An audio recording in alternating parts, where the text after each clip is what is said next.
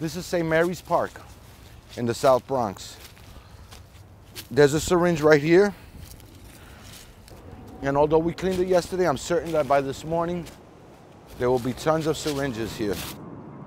This is a very poor community. It's probably the poorest community in the 50 states. And those are the easiest people to, I guess, convince that they need something to make them feel better.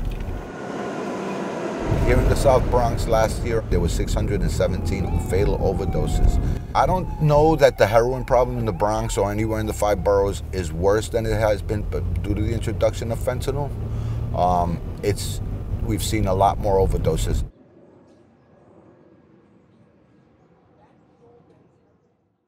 The fentanyl is a problem. You feel euphoria. It's like a mellow feeling. It's a relaxed feeling. It's, you know, it feels wonderful. But you overdose off of it. You don't even realize you're blacking out until you wake up in the hospital, if you're lucky. Here you go, man. This is a fentanyl test strip, right? What you'll do is you'll tear this open. You'll put all your drugs the way you normally do in your cooker, right? You're gonna drop a drop of water in there. Dip that blue line into that water solution. You're gonna wait 15 seconds. If one red line shows up, that means there's fentanyl. What they were injecting before is not what they're injecting anymore. And so hopefully it'll reduce their usage. But one thing about addicts, they're gonna run to that most powerful type of drug. They look for that peak high that they got the first time they get high. And they'll never reach that place again. And they always look for it. We ask them, once it tests positive, to break that shot in half so the risk of overdose lessens. I've overdosed 3 times. Once I overdosed, fell over, landed in the litter box. So one thing at a time, we're gonna test it to see if it has fentanyl in it.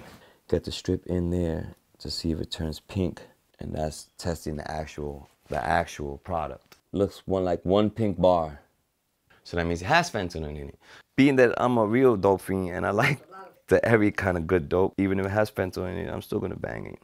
So I shoot half that way. I don't have to worry about overdosing.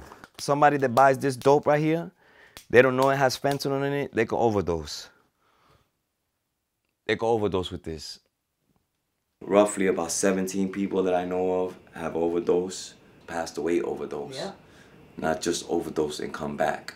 I'm not scared of overdose. I'm not scared to die.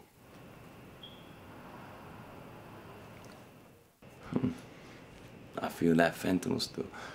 I feel that shit strong. Wow, that shit is strong.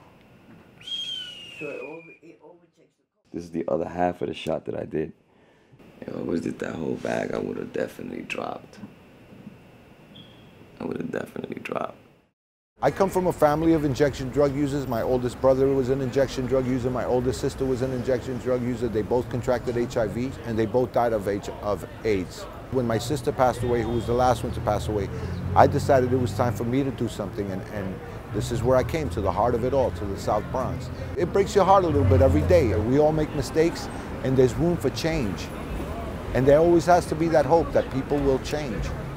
Those are someone's brothers, sisters, sons, and daughters, and we need to protect them if they can't protect themselves. And fortunately, they're now aware of how to prevent an overdose if they test their drugs.